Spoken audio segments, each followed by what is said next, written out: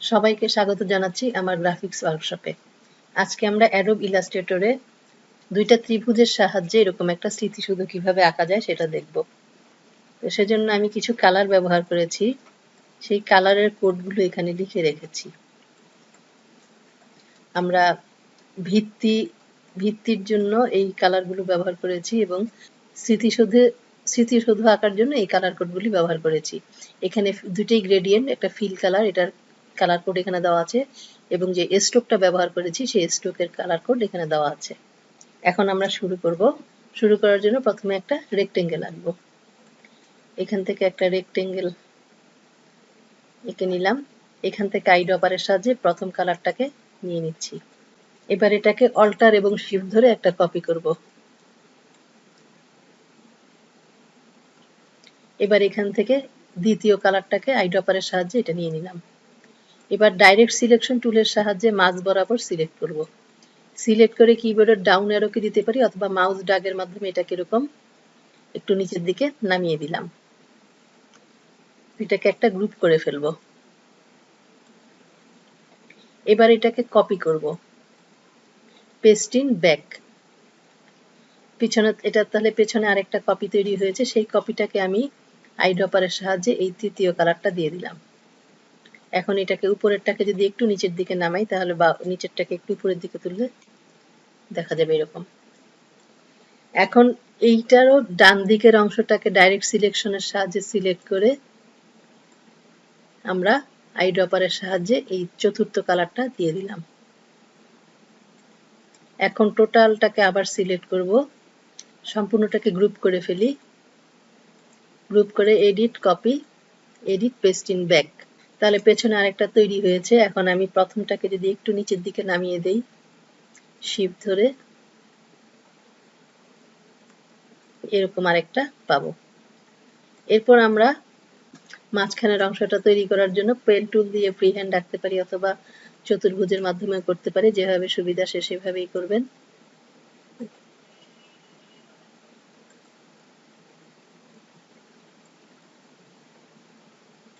এবং এটাকে আমরা রাইট ক্লিক দিয়ে অ্যারেঞ্জ থেকে সেন্ড টু ব্যাক করে দিলাম। এটাকে আইড্রপারের সাহায্যে আমরা প্রথম কালারটা দিয়ে দিচ্ছি। কর্নারটাকে এখন সবগুলোকে একত্রে সিলেক্ট করে গ্রুপ করে এটাকে এদিকে সরিয়ে রাখলাম। এবার আমি স্মৃতিসৌধ আঁকবো। স্মৃতিসৌধ আঁকার জন্য আমি দুইটা ত্রিভুজ আঁকবো। ত্রিভুজটা আঁকার জন্য আমাকে পলিগন বা স্টার টুলের সাহায্য নিতে হবে। কিবোর্ডের থেকে ডাউন অ্যারো কি এবং ডাউন অ্যারো কি ধরলে পরে এরকম ত্রিভুজ তৈরি হবে।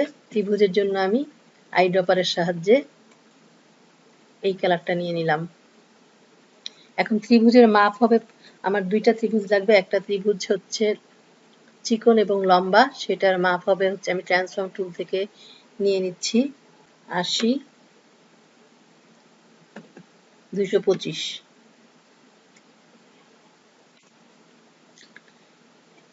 এখানে একটা ত্রিভুজ হলো। এবার আরেকটা ত্রিভুজ করব, edit, copy, edit, paste in back.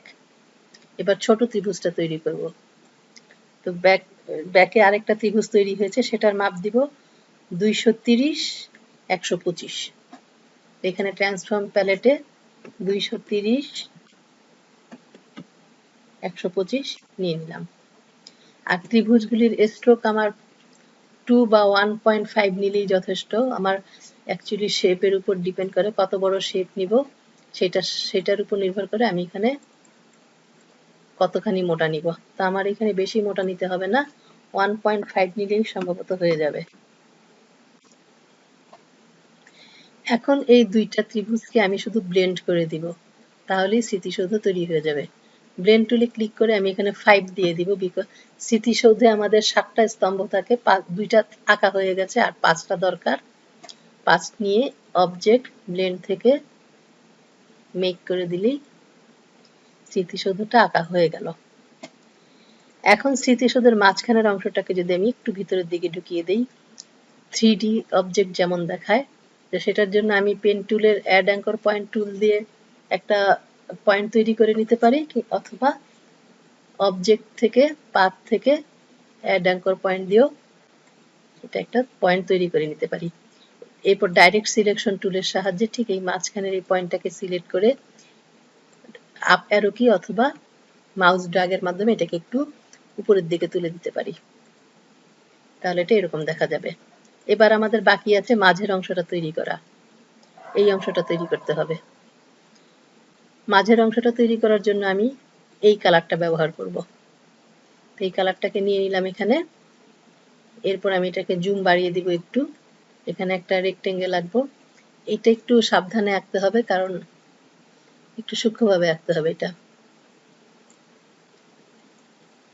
যদি কর্নারগুলি না মিলে তাহলে আমরা ডাইরেক্ট সিলেকশন টুলের সাহায্যে এগুলিকে মিলিয়ে দিব। এবার আমি একটা রেক্টেঙ্গেল আঁকবো।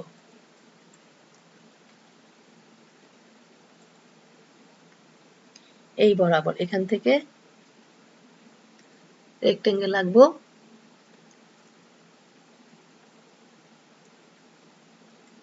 উপরের কর্নারটাকে মিলালেই হবে। আর এটাকে সবচেয়ে উপরে নিয়ে আসবো। এটাকে আবার সিলেক্ট করে রাইট ক্লিক দিয়ে অ্যারেঞ্জ ব্রিং টু ফ্রন্ট। আর পরে যে রেক্টেঙ্গেলটা আঁকলাম এটাকে আমরা ট্রান্সফর্ম টুলের সাহায্যে ট্রান্সফর্ম টুলের পার্সপেক্টিভ ডিস্টর্টে ক্লিক করে এটাকে এই দুই মাথা বরাবর মিলিয়ে দিব।